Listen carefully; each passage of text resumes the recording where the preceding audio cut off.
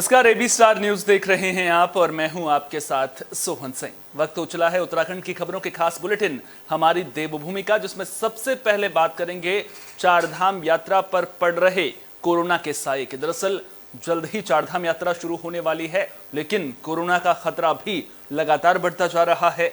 पिछले 24 घंटे में कोरोना के 4,400 से ज्यादा मामले सामने आ चुके हैं। लिहाजा राज्य सरकारों ने एहतियात बरतना शुरू कर दिया है। उत्तराखंड में चारधाम यात्रा जल्द ही शुरू होने वाली है, लिहाजा चारधाम यात्रा पर कोरोना अटैक ना हो, इसके लिए सरकार गंभीर नजर आ रही है। आपको बता दें कि सरकार की ओर से तमाम तैयारियां की जा रही हैं, चाक चौबंद व्यवस्थाएं की जा रही हैं।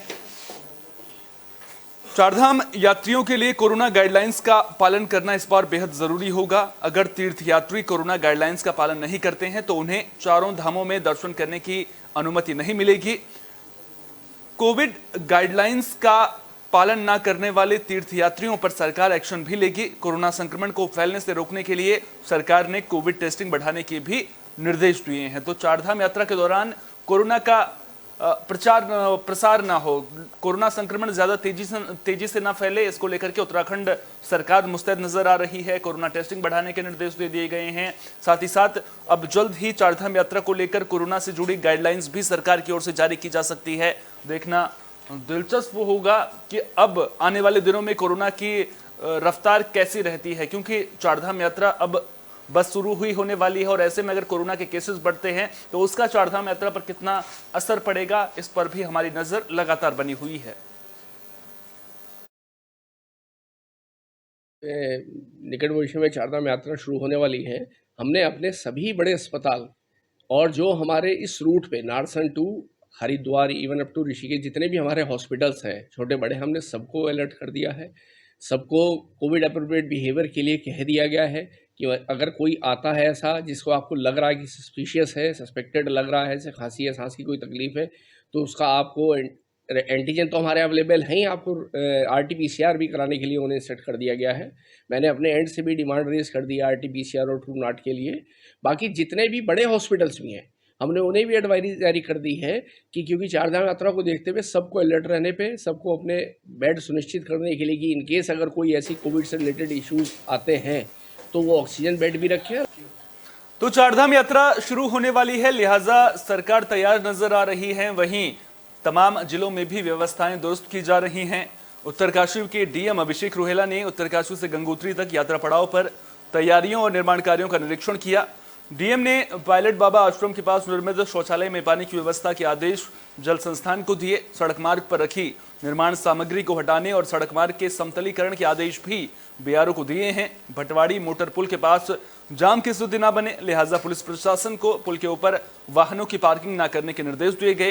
निरीक्षण के दौरान जिला पंचायत के अपर मुख्य अधिकारी नदारद रहे, जिस पर DM ने चेतावनी पत्र जारी किया है। इसके अलावा सुरक्षा के लिहाज से क्रैश बैरियर और चेतावनी बोर्ड लगाने, गंगनानी में गर्मकुंड के पास महिला चेंजिंग रूम और शौचालय के निर्माण कार्य में तेजी लाने, गर्मकुंड के पास ही व्यू पॉइंट और सौंदर्यीकरण का काम जल्द पूरा करने के निर्देश भी DM की ओर से दिए गए हैं।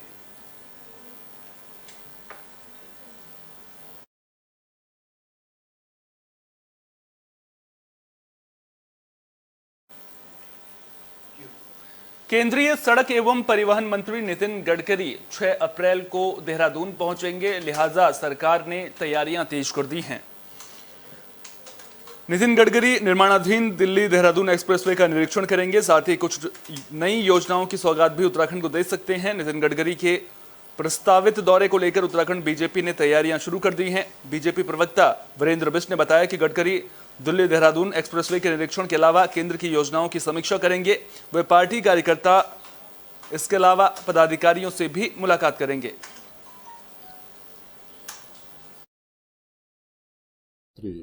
माननीय नितिन गडकरी जी का उत्तराखंड दौरा प्रस्तावित है। जो सूचनाएं प्राप्त हुई हैं उसके अंतर्गत उनका एक तो जो नेशनल हाईवे, जो एक्सप्रेस हाईवे बन रहा है दिल्ली देहरादून का, उसका उन्होंने स्थल निरीक्षण करना है। दूसरा, उन्होंने देहरादून में जो केंद्र के जो योजनाएं उनके विभाग से संबंधित है उनकी समीक्षा बैठक करनी है। नए कुछ सौगात उत्तराखंड को देंगे और पहले ही नितिन गडकरी जी ने उत्तराखंड के लिए ऑल वेदर सड़क है, दूसरे जो हमारे स्टेट हाईवे थे उनको नेशनल हाईवे में किया है, बड़े बड़े ब्रिज उन्होंने सैंक्शंस किए हैं।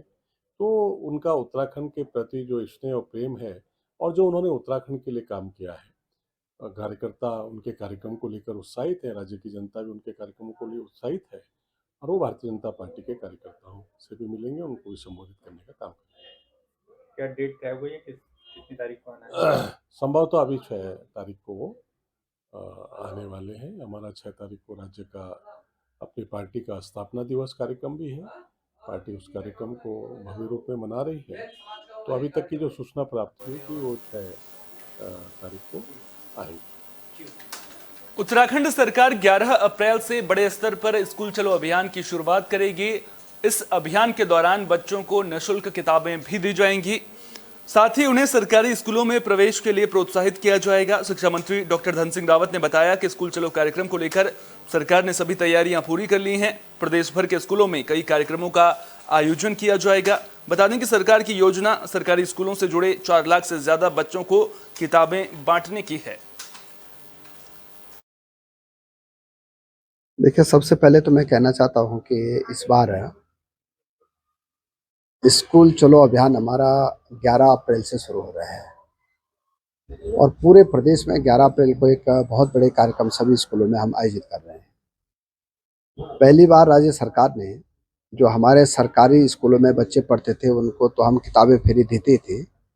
इस बार जितने एडिट स्कूल हैं उनके भी लगभग 4 लाख से ज़्यादा बच्चों को इस बार किताबें हम फ्री दे रहे हैं और किताब देने का अभियान भी हम उसका टेंडर हो गया है, एमओयू हो गए हैं और बहुत जल्दी जो है स्कूलों में किताबें पहुंच जाएंगी और बच्चों को सभी स्कूलों में निःशुल्क किताबें इस बार दी जाएंगी। इस बार चूँकि 4 लाख बच्चों को अतिरिक्त किताबें देने थे, इसलिए जैसे बजट सत्र से बजट पास हुआ है वैसे हम लोगों ने उसका एमओयू कर लिया है और अब स्कूलों में 4-5 दिन से किताबें मिलना शुरू हो जाएंगी और पहली प्रदेश सरकार है यहाँ उत्तराखंड की जो कि एडिट स्कूलों को भी निःशुल्क किताबें देने का हमने निर्णय किया है।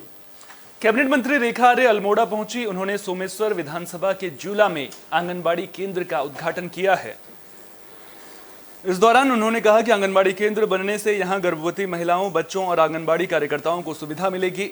दरअसल क्षेत्रवासी लंबे वक्त से नए भवन की मांग कर रहे थे। पहले आंगनबाड़ी का काम किराए के भवन से चलता था, जिसकी वजह से काफी दिक्कतें होती थी। रेखा आर्य ने बताया कि सीएम धामी की योजना राज्य के प्रत्येक जिले में 200 केंद्र खोलने की है, जिसके तहत अल्मोड़ा जिले में 40 केंद्र खोले जा चुके हैं और बाकियों पर काम चल रहा है।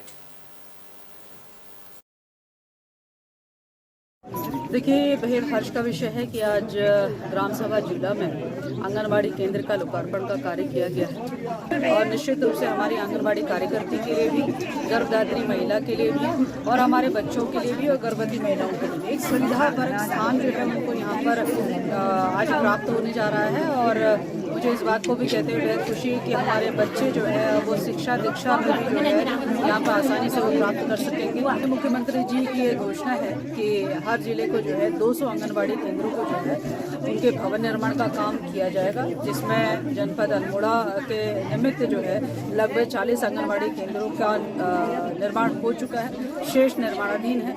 निश्चित रूप से आंगनबाड़ी केंद्र वो स्थान होते हैं जहाँ पर महिलाएं और बच्चों के लिए जो है उपयुक्त, चाहे वो पोषण से संबंधित हो, चाहे शिक्षण से संबंधित हो, चाहे उनके स्वास्थ्य से संबंधित हो, सारी सेवाएं इस केंद्र के माध्यम से जो है। सरकार की योजना हरिद्वार में पॉड टैक्सी चलाने की है, लेकिन व्यापारियों ने पॉड टैक्सी योजना का विरोध करना शुरू कर दिया है। दरअसल योजना का ब्लूप्रिंट सामने आने के बाद अपर रोड पर पॉड टैक्सी के रूट पर स्थानीय व्यापारी आपत्ति जता रहे हैं। प्रांतीय उद्योग व्यापार मंडल के बैनर तले अपर रोड के व्यापारियों ने हाथों में डमरू, बैनर और तख्ती लेकर नारेबाजी करते हुए योजना का विरोध किया और इसका रूट बदलने की मांग की।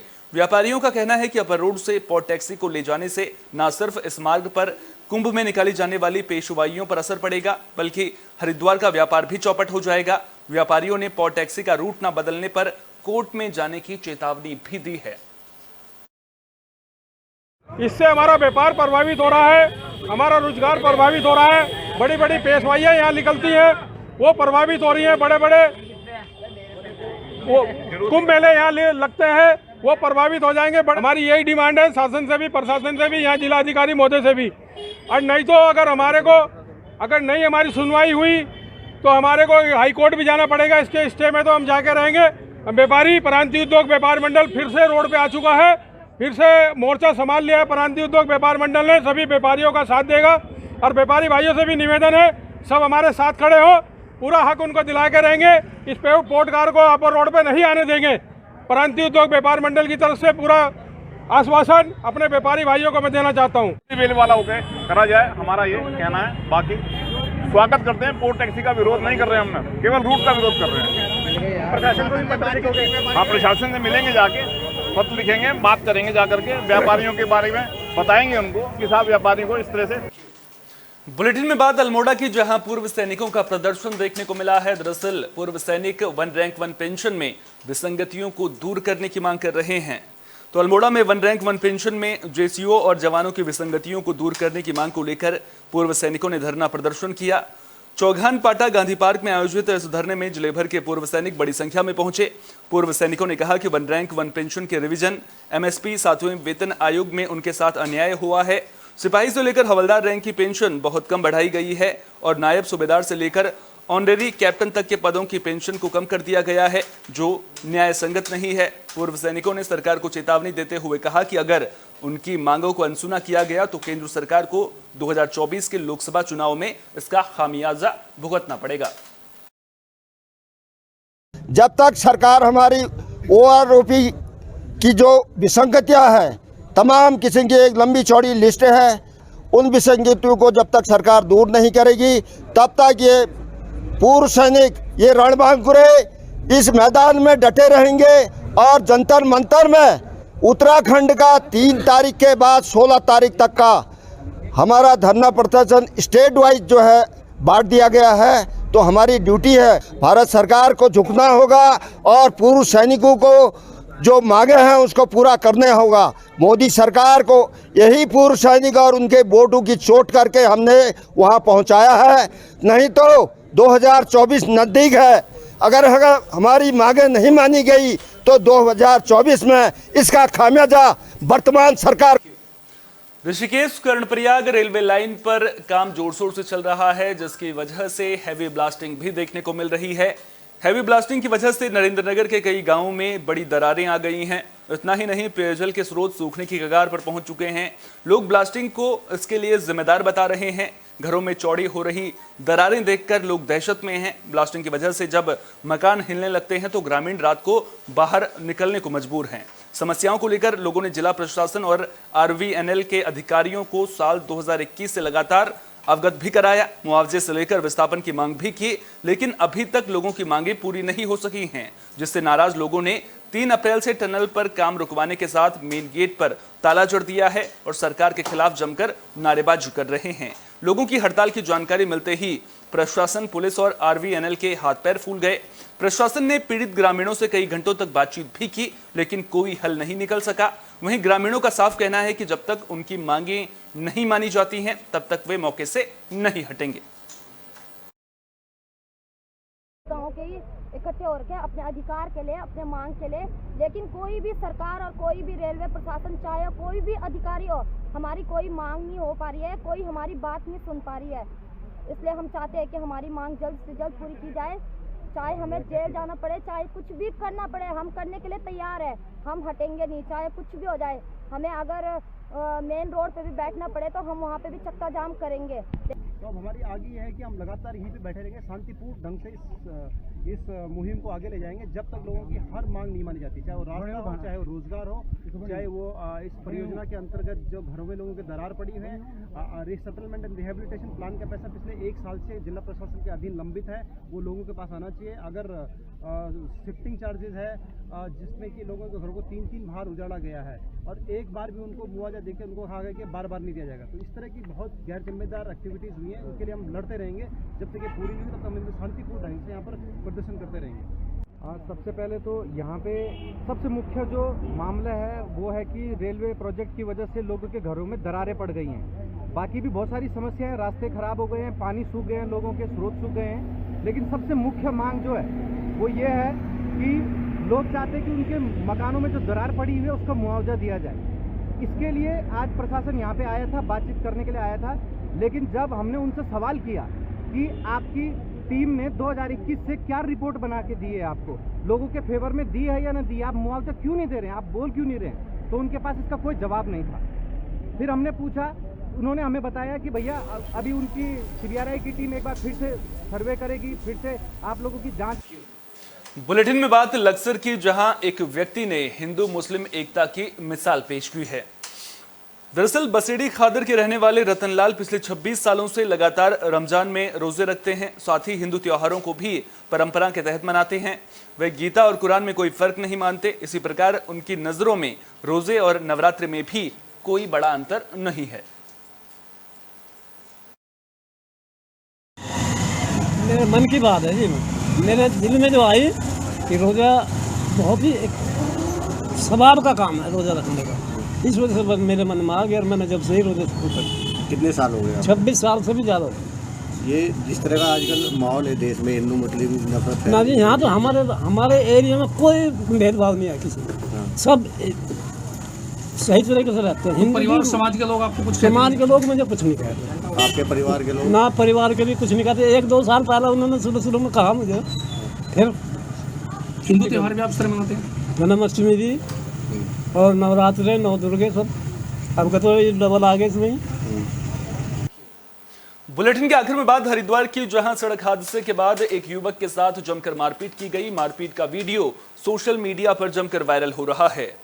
दरअसल एक DCM की स्कूटी के साथ टक्कर हो गई थी। हादसा लक्सर रोड पर हुआ, जिसके बाद युवक और DCM चालक के बीच कहासुनी हो गई। देखते ही देखते कहासुनी मारपीट में बदल गई और DCM चालक ने साथियों के साथ मिलकर युवक की पिटाई कर दी। घटना का वीडियो सोशल मीडिया पर जमकर वायरल हो रहा है। मारपीट के दौरान मौके पर भीड़ लग गई थी। लोगों के बीच बचाव करने पर मामला शांत हुआ।